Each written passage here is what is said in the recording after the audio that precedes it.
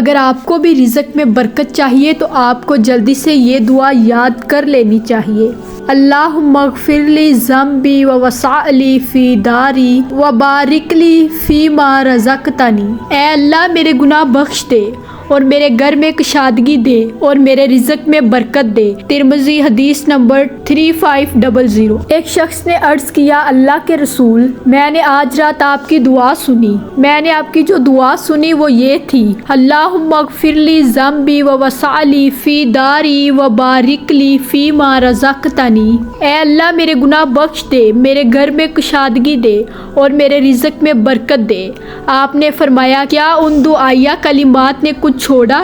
یعنی ان میں دین دنیا کی سبھی بھلائیاں آ گئی ہیں۔ رزق میں صرف مال ہی نہیں آتا بلکہ ہر وہ چیز جو آپ کی نشو و نما کے لیے ضروری ہے۔ رزق صحت بھی ہے، رزق علم بھی ہے، رزق غذا بھی ہے، رزق مال بھی ہے، رزق اولاد بھی ہے۔ سو آپ کی کوئی بھی ضرورت ہے، اس کو پورا کرنے والی ہر چیز کا نام رزق ہے، اور آپ وہی ہیں نا جس کو ان سب کی ضرورت ہے۔